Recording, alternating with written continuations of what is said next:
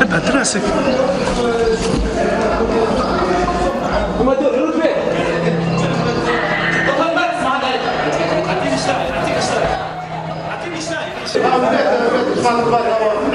All right, ladies and gentlemen, just total mayhem yesterday in Tunisia at a museum that was basically linked to the Parliament building in the middle of the city. And of course, I believe it's 17 or 19 people killed, tourists. And joining us now is Jonathan T. Gilliam, former Navy SEAL and FBI agent, president of U.S. Continued Service. Good to see you, sir. Always good to be here. All right, so, you know, every time something like this happens overseas, I always ask you the same question. You know, can it happen here? And of course, the answer is yes, it can happen here. I mean, all this was, they got 2 of them, and I think 3 of them escaped. Is 5 guys, could be 4 guys, 2 guys with guns, and we're defenseless.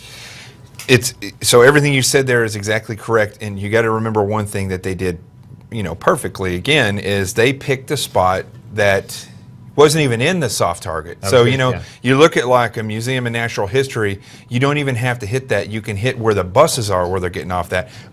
Again, I come on here, I say I've been saying this for years, but, you know, years ago when I was, after I left the SEAL teams and I was working as a contractor for the Department of Homeland Security, we did threat assessments all over the country on soft targets. And one of the things we looked at was, for instance, when schools go on a field trip, they'll go park their buses in another location.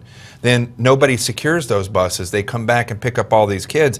You're just, when they drop off and pick up, it's just a target. Even in New York City where the buses in Times Square pick up. Now, ISIS, and this is unusual to me, maybe not, but they waited a day or so, and now a video comes out or wherever they claim responsibility on the internet. So let's just assume it's ISIS. Sure. And, you know, and they say this is only the beginning. I mean, they keep telling us. They tell us they're going to blow up the White House. They keep, you know, they're telling us what they're going to do, like Iran tells us what they're going to do. I hate to be a pessimist, but they're going to do it. And I don't think there's anything. Don't say that. I don't think there's a whole lot stopping them from trying it and maybe succeeding, God forbid, here. So you said assume. Let's assume it is ISIS. Yeah. We don't have to assume that it's fundamental Islamic Mohammedanism. We don't have to assume that. That's what these people are. Interestingly enough, Tunisia is where they say that the Arab Spring kind of kicked off. Okay, yeah, so was a now great event as it turned out. Right, and so now it's come back to haunt them as well. You know, before we came on air, we were watching the Joseph A. Banks, and I loved Joseph A. Banks when I was in the FBI. That's where all the guys get their suits, but Joseph A. Banks has a sale every week. Every week. At what point do you start realizing they have good deals, not just a sale, right? Right. It's the same thing with politics. Politics here, at what point are people going to realize there's nothing that the majority of politicians are doing to stop any of this? And so it's really going to come down to everything else, the same thing it is with everybody else. It's going to come down to you and me and these 2 eyes that we have on our heads and the ability to spot something so we ourselves individually can get out of there. Yeah, but okay, one thing, if you could tell the government or to do one thing, the first thing to do to prevent this, or what you just said that we're not doing, what would it be? I would say develop, which they've had in the past, a group of people or hire contractors to function as a terrorist unit inside the United States so we can start looking at this, giving them suggestions, and then take those suggestions seriously. That's what the government should do.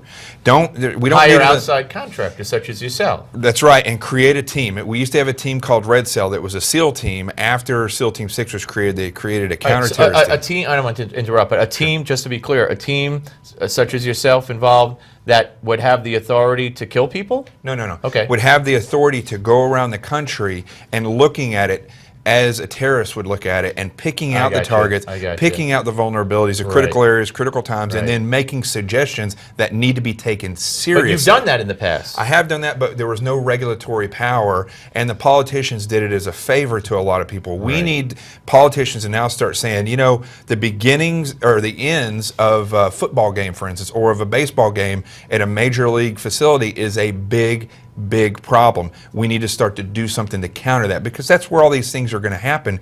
As you can see, You don't even have to go into the building to kill 20-something people. I was amazed, I shouldn't be amazed, but I was amused when the former Air Force veteran who converted to Islam tried to join ISIS, and they're, the media, a veteran? I'm like, you ever hear of Nadal Hassan? Do you think you think these guys are alone? Don't you think there's plenty in the military that would love to? There's plenty of people. Look, the military veterans are not immune to having low lives. I mean, there's people in every walk of life that, their lives go down a different path. He may have gone in, believe it or not, there's gang members that go into the military just to get training so they can go home and teach all their other guys how to work as a team. It's not uncommon for large military ships to have gang members that work together on the ships. I mean, the guy, what's his name again, from Fort Hood, Hassan. Hassan. So Hassan is a typical veteran not a typical veteran, but somebody who went down a wrong path or had an ideology before he got there. We need to start looking at it and not be surprised. All right, always in education, sir. Talking to it. you, Jonathan Gilliam, ladies and gentlemen.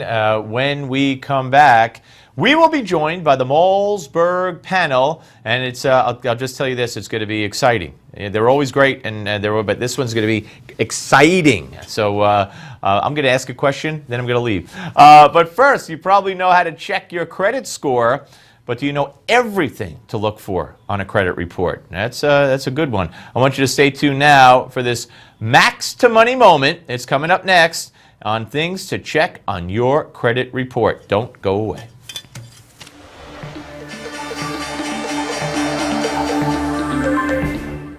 A consumer action study recently revealed that 27% of Americans have never checked their credit report, but it's estimated that 79% of all consumers have some sort of error. Here are 3 things that every consumer needs to watch out for. The first thing that you need to check is your personal information, because guess what? It could be wrong. This could be your name, your home address, where you've worked in the past, or even your social security number. This is especially true if you've worked with multiple employers or if you've moved around a lot. The second thing that you need to check is if you have old credit cards, especially ones that you aren't using. Having those outstanding limits could be hurting your credit. If you have old cards, my suggestion would be to close them. The third sneaky thing that might be hurting your credit score could be outstanding or delinquent bills. Once I had a gym membership when I lived out of state. Now, I canceled that gym membership years ago, but it wasn't until I checked my credit report that I found out that they had marked me as being delinquent. And guess what? It was killing my credit. All these could be avoided by checking your credit on a consistent basis. You can get your free credit report once per year at annualcreditreport.com. You can also get your credit score there, but keep in mind you're going to have to pay a small fee. Stop letting these 3 sneaky things hurt your credit today. This is Jeff Rose for Max to Money on Newsmax TV.